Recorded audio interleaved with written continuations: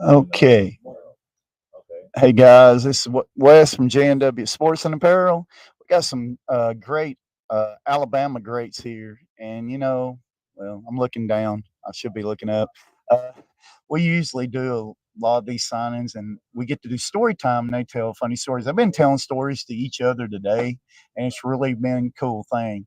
So I'm just going to let them do the talking and give them a microphone. They'll switch it around, and I've got my mic on, and I'll probably just we'll talk about some cool things. I've not got the comments in because we don't know who the people are at comment. So you can comment later, but yeah, you're fixing to hear some great stories of these great players for Alabama, and we're just happy today they were here at JW Sports and Apparel, and we are fixing to move it around here, and I'm gonna do the best I can. So guys, just bear with me with my little mic here and everything else. And we're going to see what we go from here. And hold on just a second, guys. And we'll put it over here. Okay, here we go now. There's Mike. You just stand in the middle. You just do, whoever wants to do story time, whatever y'all want to do. I ain't really got a good story to share with you. Okay, you got any? No, tell about the story at practice when I hit you. Man, all right.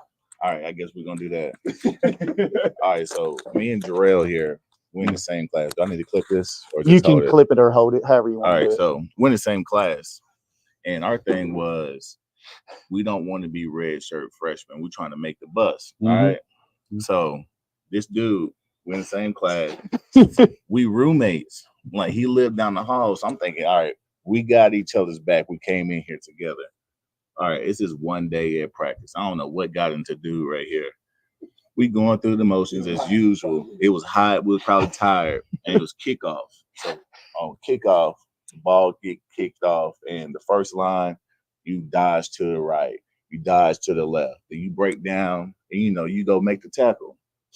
So he gets the bright idea where he gonna shuffle back, not look at me, and clean me up. I'm talking about I went flying. I'm like, JERRELL, what's up, bro?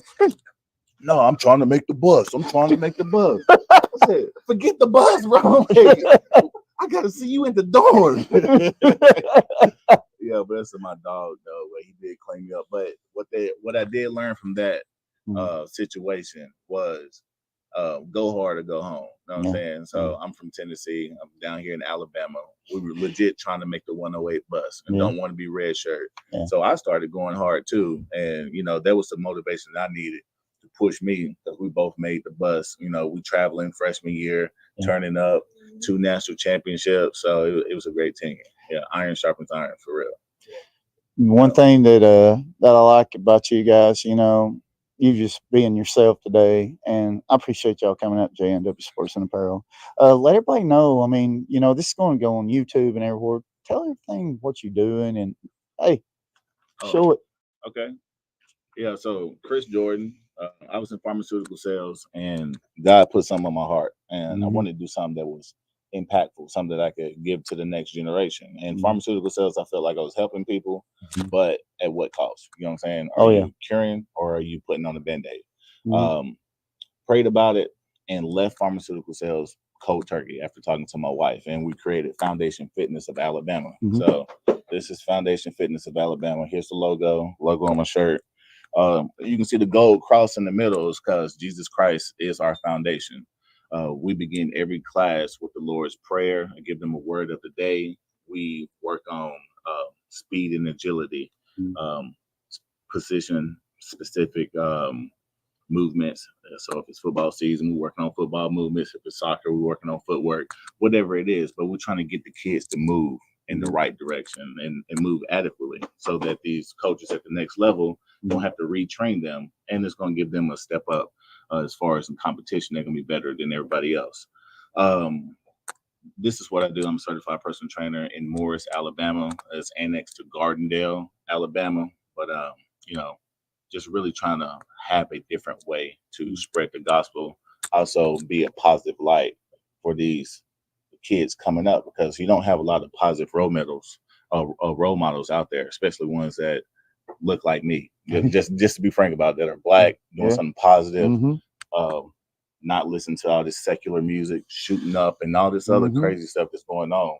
Like, we're really just trying to set a firm foundation, not only spiritually, but physically and mentally for these kids as well. So this Foundation Fitness. I recommend you. I mean, when you walked in, I was like, "Does he still play? Did I actually get a current player? This is awesome." But yeah, it's awesome that you're doing that, and give them your phone number and stuff, how they can reach. Yeah. So, how you get in contact with me if you're trying to get personal training? Foundation Fitness of Alabama is foundationfitnessalabama.com. Foundation Fitness at all the social media handles, whether it's Instagram, TikTok, X, all the social media handles, Foundation Fitness of Alabama. The number that's posted on the website, 205-635-6598. I do travel, but I'm not about to travel out of state to train you, so you're at least going to be between 25 miles from my location. But yeah, that's it. Yeah, well, one thing, I told y'all, and we never know how long we're going to be here. Yeah. And you're a very spiritual person, and I just want you to tell your teammates if something happened to you today, and these videos live on. When we're gone, we always have our videos. Just talk from the heart. Oh, well, I'm just type of person that I just want to do right and be right. A lot of people can relate to the way that I grew up being a single parent household. I'm just now starting to establish a relationship with my father after college and everything because of my mother and my father's relationship. And a lot of people have that type of upbringing, and that creates trauma and makes a person not be as confident approaching life. I created Foundation Fitness primarily for my kids. I got 3 little boys. That's awesome. So the vision, I sat down with my 12-year-old at the time. I said, how lit would it be for me to make a gym, create 3 beasts out of you, your brother, and your baby brother, and also form like a whole little beast army that we can send into college, and we just have this household name. He said that would be great, and I would want to work with you after college. So I said, okay, well, if that's what you want to do, let's do it. So we created Foundation Fitness. Like, family and my wife, those are the most important things to me. So everything I do it for them. I love them. One thing that I want to leave everybody with is God is real. God is good. Keep God in your life. If you want to see God's hand in your life, leave it in God's hand and sit back and wait. You'll see him move. All right. That was great. Appreciate it. Yeah, man. Tough act to follow, man. Right. You didn't go, man. You should have went last. Jerrell Harris here, Gaston, Alabama, Parade All-American, 2-time champion. Fortunate enough to play in the league for 4 years. So I'll tell Chris, now that he's here, I can give him the honest reason of why I blew him up that day of practice, right? So, as he said, we was roommates. I recall going home one weekend. I ate your noodles or something. And I left food. I left food in the thing, whatever, right? So I come back, and it was on a Sunday evening, and I was like, man, I can't wait to get these noodles. You know how you have that snack? It was some noodles. It was noodles. You had that one snack that you like, man, I'm craving this. I get back, and I look. I'm like, where my stuff at? So I'm hot. I'm going in the room. I'm looking, there's nothing in there. I go on the other side of the apartment. Chris has a bowl of like what was left, the remains of my noodles was sitting on the nightstand. I was livid. I went in there like, I was like, man, I gotta start locking up everything in my room. I don't want to be with these guys no more. So that was the main reason why I blew him up the next day at practice or whenever that was. I was like, yeah, I'm gonna get payback on it. So it's over noodles. Over noodles. Yeah, he ate my noodles. And then he tried to pretend like he didn't know what I was talking about. Like, get my noodles, you're like, it was just in there. Just in there. Like it's community. Yeah. The noodles lit though. Chopped up some sausage in there and put some hot sauce in that thing. Man, so yes, ate the noodles, man. But me and this guy, man, we got so many memories. Another one of my favorite Chris Jordan memories. So we was on kickoff together most of the time we was there. And I'll never forget, we grew up in a time where you had the wedge, right? They don't bust wedges no more, but we had the bust wedge. And so we would run down and split it. And Chris Jordan was like a human missile, right? And so I would consider him to be one of those individuals who had no disregard for their body. Like he was going full speed, regardless of what it was. And so one game, I don't even remember who was playing. I just remember we went down, we flew down, we bust the wedge, and he was like, "This is the time. This is funny now. It wasn't funny then." He was looking at me, and he was just like, "Did we stop them?" And I was like, "What do you mean? Like, did we stop them?" And then he starts walking towards the opposite team sideline. And I'm looking at him, I'm watching, I'm like, "Bro, what are you doing?" He's like, "Oh," he said, "Help me get to the sideline." So he I'm for sure he had a concussion at that point. Like I said, then, man, concussions weren't really a thing. It was just a headache at that, shake it off, keep going. But that's just the type of guy he was, full speed, so it doesn't surprise me that, he's training kids now and doing things of that nature. I'm trying to see any other stories. I'll give you one about Coach Saban. And it just kind of like explains his personality and just who he was as a person. Well, two of them really. One, we had came to Georgia, and this was against Matt Stafford at No Sean Marino. They had the blackout, and I want to say this was our freshman year, right? And because that's the only time we played in Athens, right? And we end up beating them, right? Because I think they was favorites and stuff. They was pretty hot, and I remember at the end of the game, we all stand up on the sideline, the benches, and we're excited, we're crying, we're dancing, all that stuff. And I remember Coach Saban cussed us out after the game. He was like, "Man, y'all gotta stop showboating and act like you've been here, act like you've been here before, right?" And we looking at each other like we haven't been here before, like we just got here, like you just came and got us from, like. So that's his personality. I remember even out there, like people always ask, "What is it like to win a national championship?" And I was like, I don't know. Because Coach Saban had a 24-hour rule. After 24 hours, after whatever happened, I don't want to hear nothing else about it. He didn't care. Like I remember vividly, like after the championship, after the first one, when we went to Pasadena, when we got back, we went right into working, like fall, like winter workouts, fourth quarter program. So you really didn't he gave us the rings, we put it up, and we went right back to work. It was like nothing happened. And I remember him still, like after certain games we would win, he would still come and critique us after the game. We like, "Coach, we just won. Like, give us some love, No, ain't none of that. he was a perfectionist, and I think at the time, you don't understand it. You're young. You're just like, man, there's something wrong with this guy, right? Yeah. But we was winning, so we dealt with it. We put up with it. But now, and I'm sure, Chris can agree to this, man. It's so many lessons that he taught us that applies to life now. Like he wasn't training football players, he was training men. Yeah. All those lessons and stuff. So I still utilize a lot of it in day to day and just going throughout. I found myself, sitting around now and, taking things that he said now and then understanding it now. I'm like, oh, that's what he meant by that. Because he was talking over our head at that point in time. I'm just like, dude, like you get grounded, you had that Einstein aha moment. Exactly. Like, oh, okay, this is what Coach was talking about. Because I remember one time we was having like our exit end of the year meetings, and I went into this office and we was talking, and he used all these big words, right? He's a big reader, and he was just, and I remember leaving out of his office, and I was like, "What the hell did he just say?" Like, you know what I'm saying? It was a whole bunch of nothing. Essentially, that's what it was. But it was very articulated the right way. One of the times, so when I was at Alabama, I had long dreads, and when he recruited me, he didn't say anything about this hair, right? And so when I get there, he's like, when we first got there, like this was his second year in the program, he was like anal about every little thing. It didn't matter if it was your shoestrings, your socks. Wow. And that's what now he wants to approach us with, "Oh, I don't want your hair on your shoulder pads." I'm like, "Well, Coach, what do you want me to do? Like, you recruited me with this hair." Yeah. And so it was me and Robert Lester every single day. He'd be like, "Hey, I gotta do something about this hair." And I'm like, I don't know what you think we finna do. Like, it's gonna naturally. I remember he came up to me one day. He was like, "Hey, my mother has hair down to her butt. I want you to." She rolls it up, and I looked at him like, I'm like, Coach, no disrespect. Yeah. I don't think me and your mother's hair is the same texture.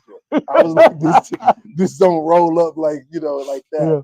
Yeah. And I was just like, I took the stance on it like, you recruited me with the hair. I'm not cutting my hair off, Mhm. And so Robert Lester, I remember he cut his in a bowl, and Coach still got on to him the next day. And I was like, see, you shouldn't have cut it. Like, and so this is the real reason too. A lot of people don't know the whole point of me getting the horse cowboy collar was to hide my hair. So that was the whole purpose of that. I never wore that in high school. But when I was thinking of creative ways to get through this hair thing, I was like, oh, if I get the washboard, I could just stuff it down. So that was the whole reason I got the washboard. So just It was still ugly. hey, but what I tell you is, when you hit somebody with that washboard, your head don't go nowhere. I ain't never had. You was locked in. Oh, you locked in. I lit some people up with that thing. He was one of them too. I was restricted. Yeah, you're real restricted. You're here. You are, but think about it. If you're in a car wreck and you got your seatbelt on, you're restricted and you're safe. Yep. I was more safe than them because they. So you can't take anybody's head off. Oh, it didn't matter. We going full speed, So it didn't matter. I felt that's why y'all were so good. That I think about it. That's when you hit me. Is when you had that freaking cowboy. I was testing it out too. I was testing that baby out. That's what you get for eating these noodles. Absolutely. Yeah. And I'll never forget. They was hating on my horse collar and all that stuff, washboard. And I remember Ruben Foster when he first got there. He said, "Hey, big bro, I want to get one just like you." I was like, "Oh, okay." I'm starting a legacy right here. He had it for a little while, So if the head buzzers, they want to wear the the washboard. So I recommend all young linebackers will get you a washboard, man. It's only a select few of us that can rock it, and still get away with it. But yeah, those are some of my fondest memories at Alabama. And like I said, we got so many. One of the things that Major Applewhite, so he recruited me originally, and before he left, I remember he was like, "Man, if you come here, you're gonna be a rock star without a guitar." And I never knew what that meant, right? Once again, they talking over my head. But when I got there, I understood because we had the first No More recruiting class in 2008, and I literally remember going to like the mall and different places, and people would be running to get our autographs and telling us our high school stats and things of that nature. And so that was the best feeling in the world, because we're the biggest thing in Alabama. So, he definitely didn't lie with that statement. And I understand it now, right? Still to this day, I go certain places, people are still interested in having a conversation, getting an autograph or talking. So it's a blessing, man. I'm super proud of what we was able to accomplish. Our time there, we truly can say we built a dynasty. We know what that looks like. And so that's something, we'll be able to talk about until we get old, So yeah, absolutely. Well, what about, you want your teammate, you busted heads. He's like a brother to you. Right. And your family and stuff. Like I said, when we did these videos, I just want you to talk from the heart. Man, I think, for me, it's always been about just being a trailblazer. A lot of what I'm trying to become was because it was something I never had or never seen. Yeah. So I just hope that when it's all done and say look back, they can say, he gave us inspiration to do things that we normally wouldn't have done. Similar to him growing up single family household, father was never there. So having to figure out the hard way and just, keep figuring it out, so it's a blessing, man. Yeah. Well, it's a blessing for you both of you, all you guys being here. We ain't done yet. I'm still talking. You're gonna be the next one, big guy. But thank you, man. And I know it was really cool to see the fans come out and see you guys, and I appreciate you guys. And like I said, we're on YouTube and everything. I took the comments off. They can comment later on because the way it is, we don't know who's talking to us. It'll say Facebook user or it'll say YouTube user. So, but yeah, I want to thank you and for everything y'all do. I'm a big Dogs fan, but I'm neutral when we come to these signings. And you guys, great. I wish you guys would be making money right now because y'all deserve it. Yeah, no, I appreciate it. Thank you for having us. No problem. Let the big man beside you. Sir, we pass it off. Pass it off. Pass the torch. Reggie Grimes, member of the '99 SEC championship team. Went on to play Michigan in the Orange Bowl. That would have been the last game that I played at Alabama. I don't have as many funny stories as these guys. I mean, I got some stories. You know, I was at the University of Alabama. You know, with Freddie Kitchens and Jeremy Pruitt and Of course. Chris Samuels and Sean Alexander. So yeah, obviously there are problems with some stories that I could tell, but I'm gonna keep those to myself. There you go. But I'll jump straight to the heartfelt message. You know, my biggest thing is I can't trade my time, or I wouldn't trade my time at Bama for anything. I did have the pleasure of crossing paths with Coach Saban while he was recruiting my son. Oh wow. So some of the lessons that these guys are talking about, you know, um, we did get a peek at the inside of Coach Saban through that regard. Yeah. I played under Coach Stallings and Coach Dubose, and took a lot from both of them. But the biggest thing is, you know, what I got is how the game of football mirrors life, and what that means is, you know, you got so many plays to get a first down, and all of the plays aren't going to be positive plays. You're gonna have positive plays. You're gonna have negative plays. Yeah. But the biggest thing is, and kind of like what he was talking about, Coach Saban's 24-hour rule, is what are you gonna do with this next one? There's nothing you can do about the one that's already happened. It's already happened. There's absolutely nothing you can do to change it. What are you gonna do about this next one? So I had a bad day. Okay, well, what am I gonna do tomorrow? Am I gonna let one bad day turn into 2 bad days, turn into a bad week, or you know, a bad month or a bad year, or am I going to get up and am I gonna fight and push through? And that's probably the biggest thing that I've learned from Alabama, is just being able to get up and keep fighting and push through, and you know, find a way to win. That was one of our mottos, especially around Tennessee. So find a way to win, and that's the biggest thing is in life. You want to find a way to win. So hopefully that's what I'm remembered for, and hopefully I've been able to instill or inspire someone else to find a way to win. Well, I know one thing that I thought was pretty cool. You're coaching high school football. Absolutely. I mean, you're actually everything that you learn from your coaches. You're carrying on these young kids, and that's awesome. Yeah. They're going to maybe make the NFL, and they'll think, you know, Coach Rhymes got me here, man. So I mean, well, if that's the case, that's fine. But I would much rather them come back and, you know, tell me that they're a successful father or a successful husband. That's awesome. You know, and I'll get just as much pride from them being a successful husband and a successful father, and being just in the world living successfully, as I would, you know, with them running touchdowns or throwing touchdowns or making the game-saving tackle in the Super Bowl. Well, I just appreciate you guys. I don't know how much longer you're going to be here. I'm going to let everybody know this is live everywhere. So, but appreciate you guys taking a little bit of time to do the video, because, like I said, I just want these videos to let people know who you guys are, because they saw the hard nose knocking people's heads off and stuff. They get to actually see the guys. It's really cool to meet. And you know, when you're, like I said, I'm a Dallas fan, but I'm neutral when it comes to you guys, because you're yourself, and that's cool. It don't matter what school you go to. I mean, because you can be a good person. Yeah, and right on. I think it's awesome that you guys drop by to see JNW Sports and Apparel.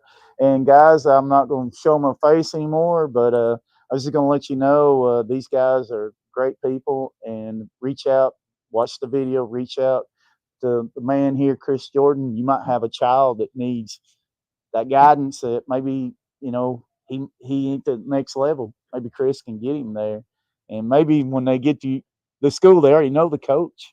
Yeah, basically doing a video here of you being a high school coach. That's going to be good, because they'll say, you know, I watched a video of that man, and he said he's going to make my son a better father and everything. So that's awesome, man.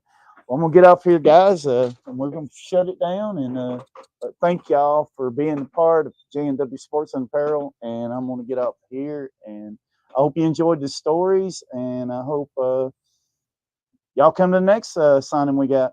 Thank you, guys.